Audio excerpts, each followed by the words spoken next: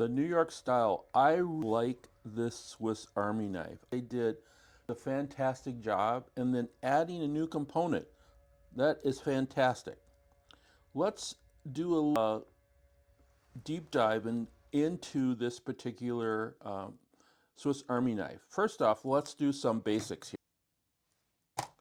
Weight is 84 grams. Anything under 100 grams I consider to be light. 2.96 ounces, so about 3 ounces, 100 grams. That is fantastic. It is approximately 3.6 inches or 9.2 centimeters long here, and that's fantastic too.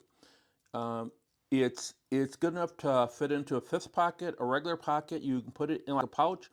It is an ideal size for everyday carry for men or women or even kids. Let's go through some of the implements. It has not a short blade like most Swiss Army knives have. It has a file here, and this file works well. Something for cleaning your nails. A good idea for someone who works in an office, who does everyday carry, who wants to take good care of them.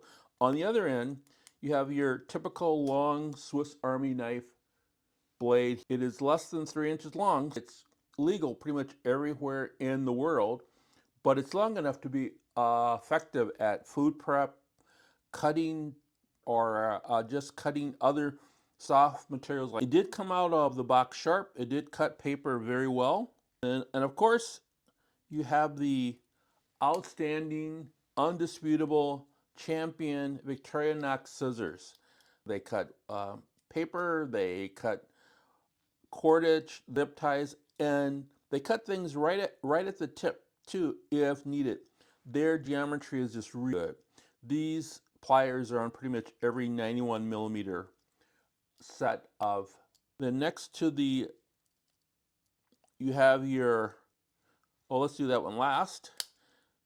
Or next, you have your bottle opener here and your wire cutter. This has in all the other ones, you can fix into a 90-degree angle. You can use it as a screwdriver, or you can do it straight out as a screwdriver, like this. On the other end, you have this new tool. It is a really good opener. It will open stuff that is plastic, that's cardboard. And just here's a little demonstration of that.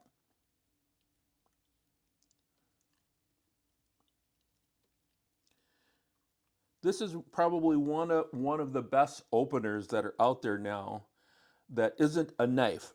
And I think with this geometry and this sort of ridges here, you're less likely to cut yourself with it, which I find good. At the tip end, you can use for a screwdriver, or even some people say that you can use like a number 1 or number 2 Phillips right here. Let's close them up. Let's go to the scales here just quickly.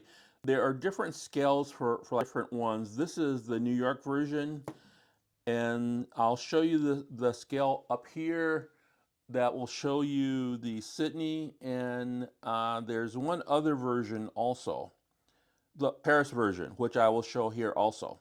Let's go to the back. The back gets a little bit more traditional. You have your awl here, and awl is for making holes, for puncturing things.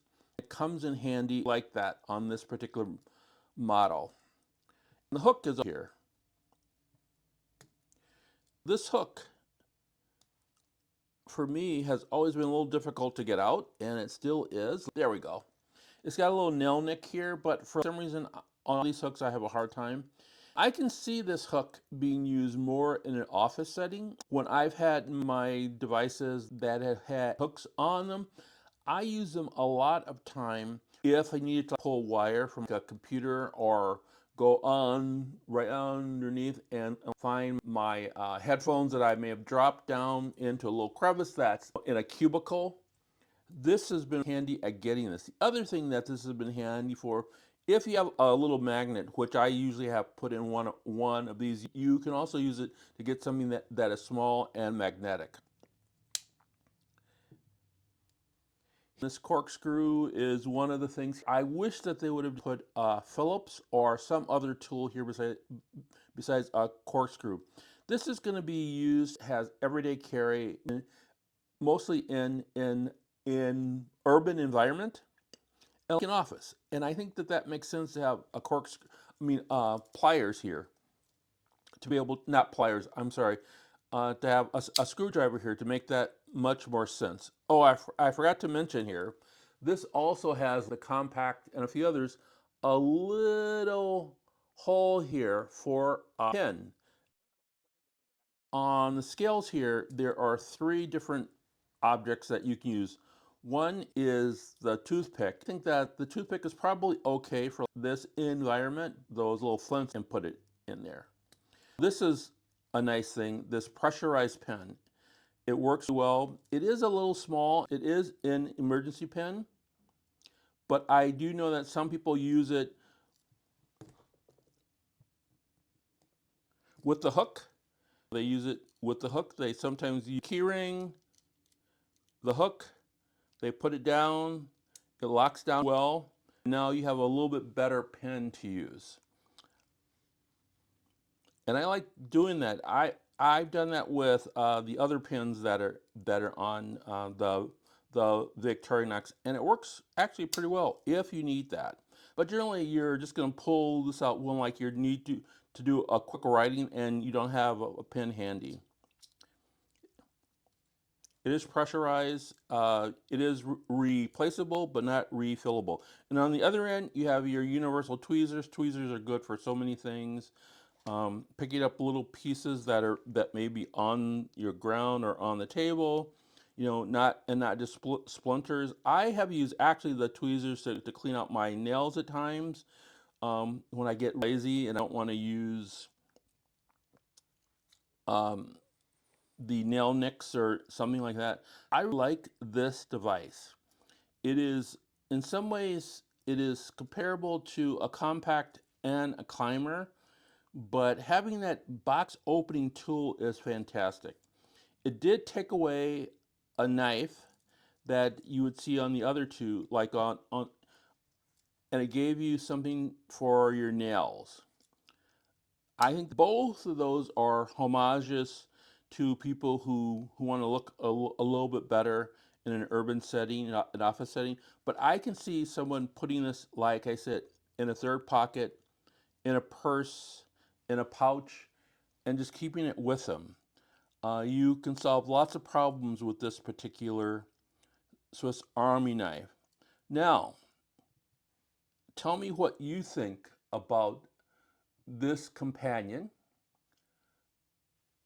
or this companion line. And yes, I do know that the companion line is a pretty old line inside of Victorinox, like this New York style line, the Paris line, the Sydney line. I like this.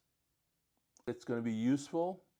I can see why it is sold out very rapidly. This is Haku EDC. I'll see you in the future.